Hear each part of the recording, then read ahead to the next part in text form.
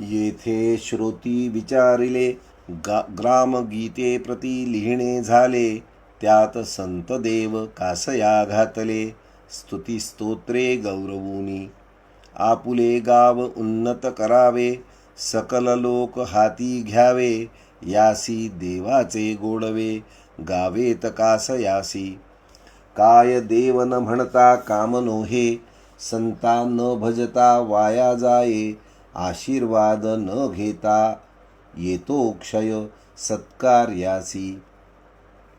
कासयासी मध्यस्थता उगीच देवधर्माची कथा. करावी सर्व आपण गाथा मारावी माथा देवाच्या.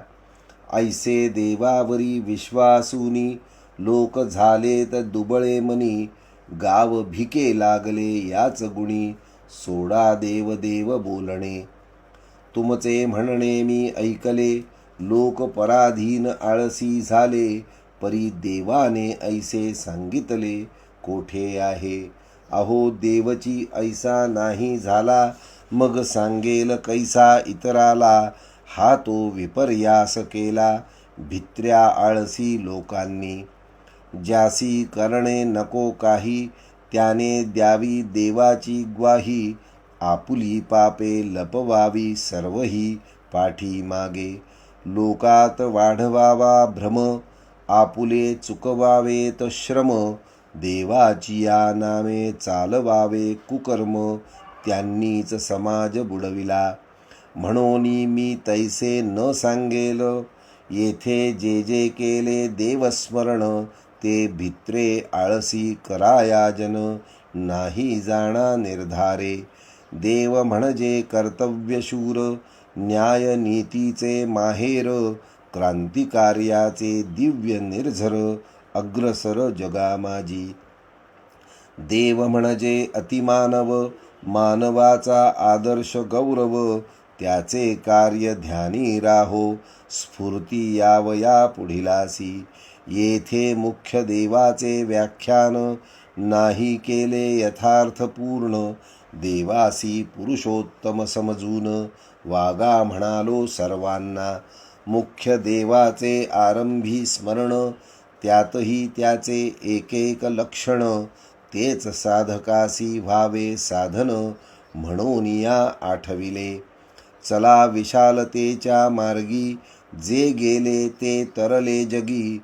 भरोनी दिली अंतरंगी हीच कीर्ती भाविकांच्या.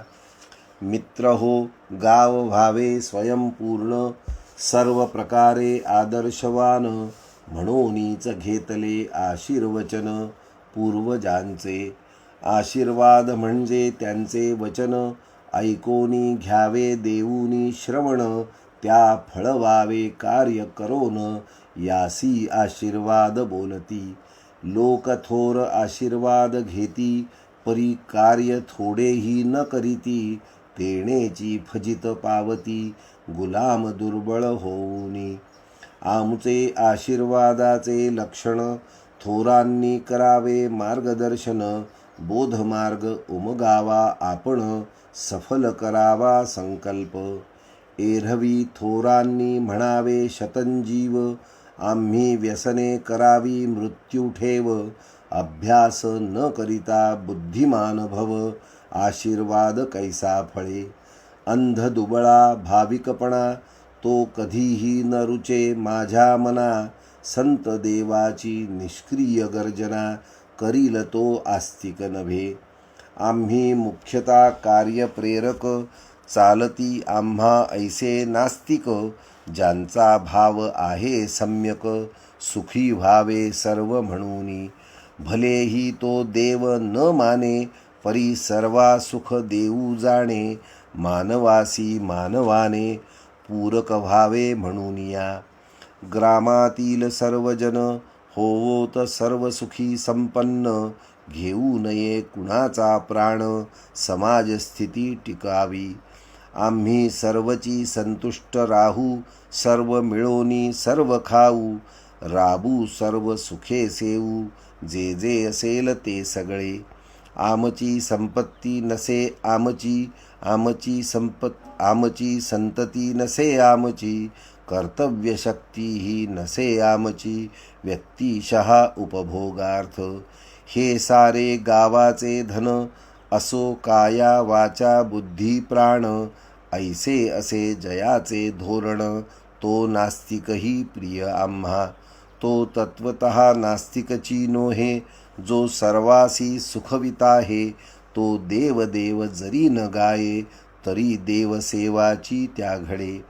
आम्ही देवाचे नाव मध्ये घातले परी सर्वांच्या सुखार्थ कार्य केले. कर्तव्य तत्परतेसीच वर्णिले जिकडे तिकडे. लोकांपुढे विशाल ज्ञान ठेवाया अत्युच्च आदर्श कोण. म्हणून देवाचे नामाभिधान घेतले विशाल भावाने. आम्ही आपुल्यासाठी मरतो देव सकळांसाठी कार्य करतो. हाची भाव त्याने स्फुरतो म्हणून धरिला देवचित्ती. देव म्हणजे घेवची नोहे सर्व काही देवची आहे. ऐसा ज्याचा संप्रदाय त्यासी भजू जीवे भावे. अंतिम ध्येय अखंड शांती अनुभवा यावी जीवाप्रती. याच लागी केली स्तुती साध्य साधनाची. जे शांती आणि सत्य अंगी मुरवोनी झाले कृतकृत्य. तेची सेवा मूर्ती संत स्तुत्य आदर्श रूपे. उदारचरित संत सज्जन मनोभावे तयासी वंदन. जे उपदेशिती जनी जनार्दन गाव सुख संपन्न करावया. साधू संत देवधर्म मानवोद्धारची त्यांचे कर्म. तेची आठवूनी उद्धरू ग्राम तुकड्या म्हणे. इति श्री